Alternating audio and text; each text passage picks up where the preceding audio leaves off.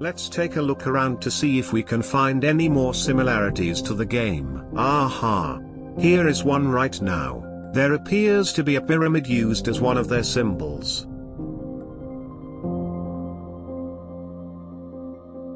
Let's see if there is anything over here as well.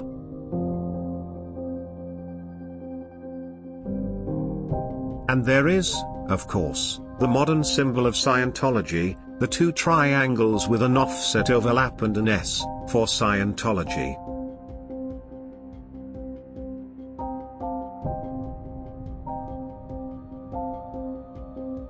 There it is again, placed on the floor in front of the four-pillared entryway. Here we see Ionic pillars with their classical spirals they are known for, and next to that we see in each of the windows of the building, two snakes wrapped around a staff. While today this symbol represents the medical field, it has a long history as being the symbol for alchemy. We see on each side two spirals that appear to form a heart. At the top we see it is crowned with two wings, which clearly identifies the symbol as a caduceus. Adding to the symmetry we see what appears to be the identical branches and leaves as on our dollar bill. Then down here we see another significant symbol of two 5-petaled roses. Let's go down the block a little bit to see what else we can find. Ah, what's this? A 6-pointed star. These are popularly known to be the symbol of the Jewish people called the Star of David. While it is also two triangles that overlap, making it nearly identical to the Scientologist logo, it has a much longer history to the Jewish people. Oh, and what is that? Is it the cornerstone marker for the building? No, that is a plaque added after the building's construction. What does it say?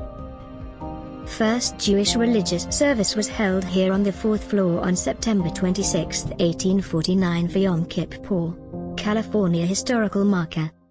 Since L. Ron believes people only respond to our 6 symbols, we should expect he would only use them within his religion. Since that is the case, we should see these symbols also appearing elsewhere throughout the world. Just for kicks, let's go ahead and type into the DuckDuckGo search engine, pyramid, triangles, Jewish, Israel. And what do we find?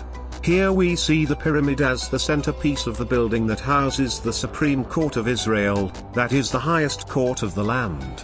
It looks like there is a window or something at the top. Looking at it from the bird's eye view, we can see there are stairs leading down to an underground chamber that is uncovered and exposed to the sky. Look, there is also one of those pillar things like we see in various places in the United States, and throughout the world. What is that called again? Oh right, it's called an obelisk. There sure are a lot of them all over the place. By my count there are 128 listed in Wikipedia, and seemingly in every influential country of the world. They also seem to be constructed in very symbolic places, like at the Capitol or other politically important locations. At the top there is a pyramid which qualifies it as a standard symbol of Scientology. Getting back to our original search result, we see this right there. It's a pyramid with 2 pillars on each side. It's located in Eilat, the southernmost city in Israel. Looking closer, we see there is what looks like an eye at the top, similar to what we saw at the Israeli Supreme Court built in Jerusalem, with some sort of symbol and a G in the middle. I wonder if that G stands for gay? The inscription reads, "The Freemasons' Circle, Solomon's Pillars Lodge number 59, Eilat."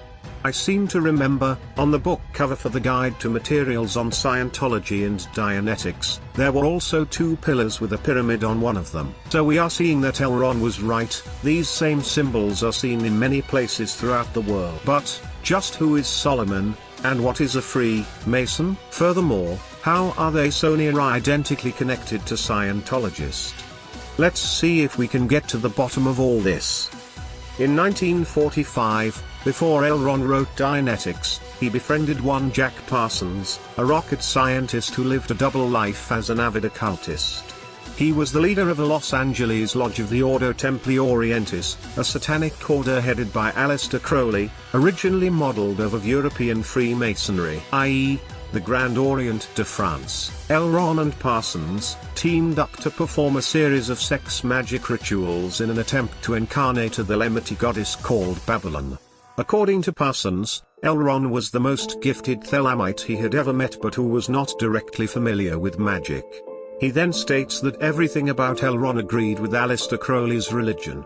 According to Elron's son, at a hearing wherein he entered legal proceedings to gain an inheritance from Elron's estate, and, at other times, he stated that at the heart of Scientology was the occult. Really the basis of Scientology, which is rather hidden and covered over, is the occult, the deep involvement with satanic powers. That he felt that he was deeply involved with a British black magician called Aleister Crowley, and through putting himself in deep hypnotic trances and the use of drugs on himself, he wanted to become the most powerful being in the world. He says that his father deeply mourned the death of Aleister Crowley, and after which, that Elron believed he should take up the mantle of Crowley to become the ultimate adversary of God. This connection of Scientology to the occult explains why, when we review Elron's instructions for auditing, they are really step-by-step guides for astral projection. First, pick a point on your body, then pick a point in the room, then back to your body, and back and forth and so on, until you literally cast your spirit outside of your physical self.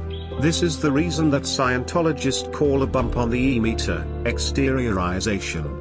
Moreover, in the Satanist club of Aleister Crowley, there is also a pyramidal-type ranking structure he modeled off of the Hermetic Order of the Golden Dawn. Elron did the same, since he literally created a new sect of Satanism modeled off of Satan's ranking structure. Since Scientology is closely connected to the Ordo Templi Orientis, and the OTO is modeled upon Freemasonry, all signs point to the investigation of Freemasonry in order to determine what Scientology is really about.